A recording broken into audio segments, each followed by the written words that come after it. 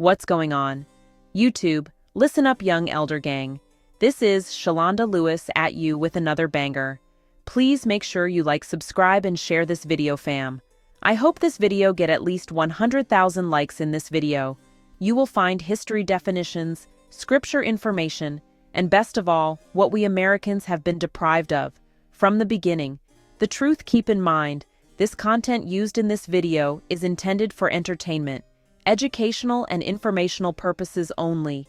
We will give you the total truth as we best understand it today. Be sure to hit that like button, young elder gang, hit that subscribe button if you're new to the channel, hit that bell, and don't forget to check back with us every day for new content. Imagine a world where the Pope in Rome held sway over kings and queens across Europe. For centuries, the Catholic Church was the ultimate authority, spiritual guide, political superpower, and keeper of knowledge. But by 1531, the old order was crumbling. Power was shifting from armies and castles to ideas and faith. In England, King Henry VIII was chafing under papal authority. In Germany, princes rallied behind Martin Luther, challenging the Church's grip. The printing press spread new ideas, and people began questioning the Church's wealth and the Pope's right to command kings. This wasn't a quiet debate. It was a passionate, dangerous argument reshaping Europe. 1531 wasn't the start or end, but a turning point. Key events pushed the world down a new path. In England, Henry's personal desires clashed with centuries of religious law. In the Holy Roman Empire, Protestant princes formed alliances to defend their faith. These events were all connected, part of a chain reaction defining the modern world. Power was shifting from the spiritual to the secular, from pope to princes. The Reformation was more than a religious movement. It was a revolution in identity and conscience. It pitted individual belief against institutional doctrine, national identity against a universal church. The story of 1531 is the story of this epic struggle. Kings, popes, and ordinary people were swept up in a whirlwind of change. To understand this time is to understand the birth of our modern world. The Third Trust, 1531, claimed ownership of your body and labor. This is where it ties to birth certificates. Real trusts are legal arrangements where property is managed by a trustee for a beneficiary, and they require certainty of intention, subject matter, property, and objects, beneficiaries. These legal requirements are met in the context of a birth certificate as the corpus of a trust owning a person's body. Once your birth is registered, your legal fiction becomes a lost soul at sea under maritime law. The Third Crown, solidified in 1531, claimed ownership of souls. 3 trusts, one for your soul, one for your body, one for your property. You are presumed lost at sea, legally dead, and incompetent to manage your own affairs. The state, as local administrator, manages your trust, gives you a legal name, a number, and obligations. You are a beneficiary of a trust you never agreed to, a debtor to a system you cannot escape. These 3 crowns are not just symbols. They are the legal instruments of your servitude. From cradle to grave, the chains remain. The machine is complete, and you are its fuel. Religious conflict was widespread, with the Catholic Church's authority being challenged. U.S. law and the Constitution affirm individual rights to liberty and property, protecting people from being owned or subjected to involuntary servitude. The government claims ownership of its citizens' bodies or labor through a trust mechanism.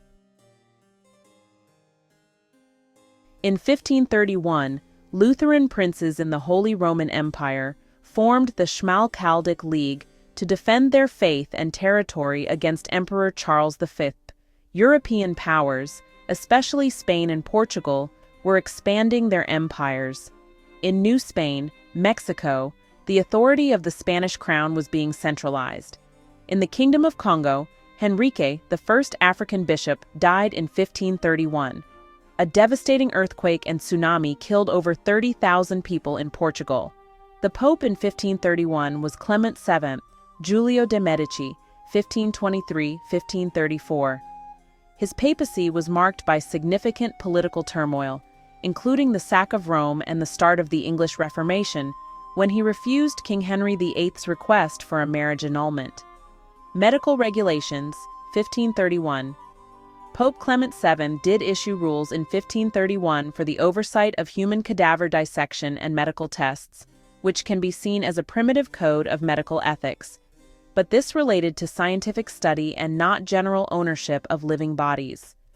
Medical regulations, 1531, can refer to different regulations depending on the jurisdiction and context. The most prominent interpretations found are a Pennsylvania regulation regarding patient medical records, 28 PA Code paragraph 11531, and a U.S. federal law banning partial birth abortion, 18 U.S.C. paragraph 1531. 28 Pennsylvania Code, paragraph 11531, patient medical records. A pivotal moment in English history occurred in 1531, when King Henry VIII was recognized by the Convocation of Canterbury as the protector and supreme head of the English Church, as far as Christ's law allows. This was a critical step in Henry's break from the authority of the Pope and the Roman Catholic Church, a process formally completed by the Act of Supremacy in 1534. In 1531, the Convocation of Canterbury recognized King Henry VIII as the supreme head of the Church under duress from a threat of premunire charges for having a French diplomat. This was a significant step toward the English Reformation, which officially established Henry's supreme authority over the Church in England. He had originally claimed the title on February 7, 1531, but the clergy resisted until they were pressured by the threat of a premunire charge and a large fine. The king's great matter, Henry VIII was seeking an annulment from his first wife, Catherine of Aragon, to marry Anne Boleyn.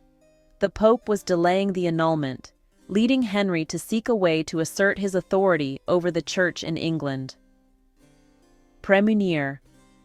By 1530, Henry VIII had been threatened with premunire, a statute that prohibited the use of papal authority in England. He used this as leverage to pressure the clergy, who had previously been under the jurisdiction of the Pope. The Convocation's resistance. The clergy, led by John Fisher, Bishop of Rochester, resisted the king's demands, fearing the consequences of breaking from Rome and the authority of the Pope. The recognition was on February 11, 1531. The clergy recognized Henry VIII as singular protector, supreme lord, and even, so far as the law of Christ allows, supreme head of the English Church and clergy. Conditions. The recognition was granted under duress, and the clergy successfully negotiated some concessions, such as a fine to be paid in installments and the inclusion of the phrase, "as far as the law of Christ allows." Support. Thomas Cromwell, who had been an advisor to Cardinal Wolsey, played a key role in persuading the clergy to grant the title. Consequences were the Act of Supremacy, 1534. This parliamentary act officially declared Henry VIII the supreme head of the Church of England, making the 1531 recognition official. The English Reformation, the recognition of Henry VIII as head of the Church, marked a significant step toward the English Reformation, which would lead to England's break from the Catholic Church. The Act of Supremacy, 1534, was a law passed by the English Parliament that declared King Henry VIII the only supreme head on earth of the Church of England, severing England's ties to the Roman Catholic Church and the Pope. Driven by Henry's desire for an annulment from Catherine of Aragon, the act gave the monarch full authority over church matters, including appointments and finances, and made it treason for anyone to refuse to take the oath of supremacy recognizing the king's new position.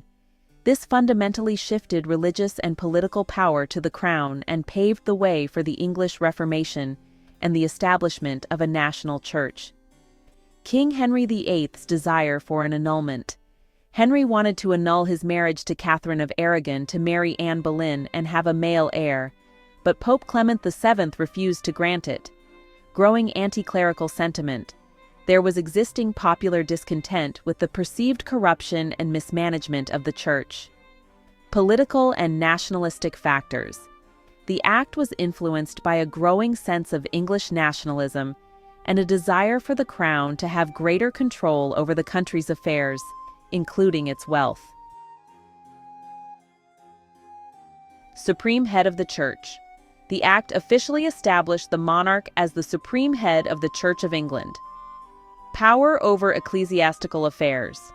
It gave the king the authority to visit, repress, redress, record, order, correct, restrain, and amend errors, heresies, abuses, offenses, contempts, and enormities within the Church. Financial and property control. The king gained control of significant church wealth and property in England. Mandatory oath. The act required public and church officials to swear an oath of supremacy, recognizing the king as the sole authority and renouncing any foreign jurisdiction, like the popes. The consequences were the break from Rome. The act formally separated the Church of England from papal authority, marking a major step in the English Reformation. Rise of Protestantism. By breaking from Rome, the act facilitated the shift towards Protestantism in England. Increased royal power. The monarchy gained significant power over both religious and political matters in England. Political and religious conflict. The act sparked significant opposition from those loyal to the Catholic Church, such as Sir Thomas More, who were punished for treason for refusing to take the oath. Dissolution of the monasteries. The act and the resulting control over church assets led to the suppression of monasteries. The conflict between Henry VIII and the Catholic Church escalated, leading to the excommunication of Henry VIII in 1535 and the executions of those who would not swear the oath of supremacy, such as Thomas More and John Fisher. Condemnation of Slavery, 1537.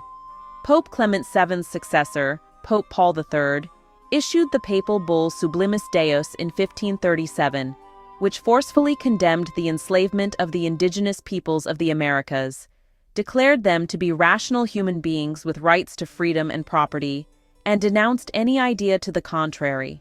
The condemnation of slavery, 1537, refers primarily to the papal bull Sublimis Deus, also cited with the erroneous spelling Sublimus Dei, issued by Pope Paul III on June 2, 1537. The bull explicitly prohibited the enslavement of the indigenous peoples of the Americas, the Indians of the West and South, and all other peoples who might be discovered, declaring them to be rational human beings with rights to liberty and property.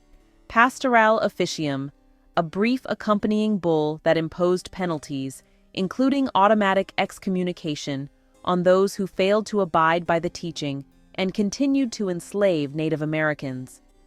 A third decree, often considered part of the series, further specified the sacramental consequences and required the restoration of liberty to those unjustly enslaved. The 1537 condemnation was not the first from the Church. Previous popes had issued condemnations of unjust enslavement of specific groups, such as Pope Eugene IV's 1435 bull Sicut Dudum, concerning the people of the Canary Islands. However, Sublimis Deus was a broad statement addressed to all Christians, making it a landmark document in the history of human rights and the Church's stance on slavery. The Doctrine of Discovery. Earlier papal bulls from the 15th century, e.g. Inter Caetera in 1493, are part of the controversial Doctrine of Discovery, which granted Christian explorers the right to claim discovered non-Christian lands and subjugate their inhabitants.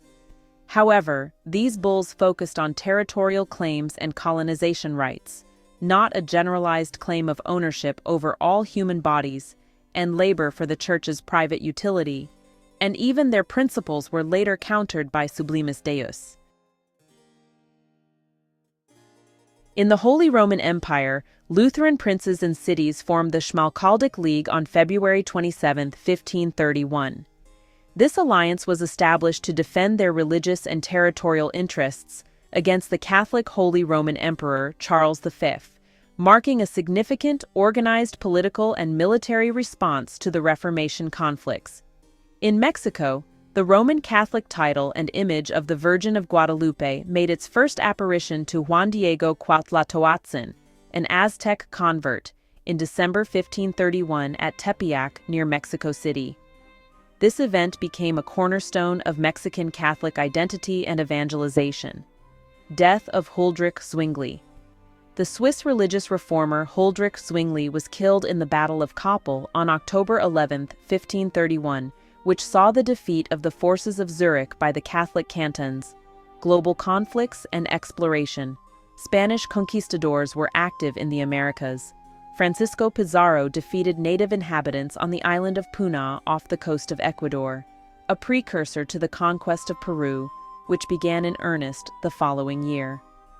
In East Africa, the Ethiopian Adal War saw significant battles, exhausting both powers.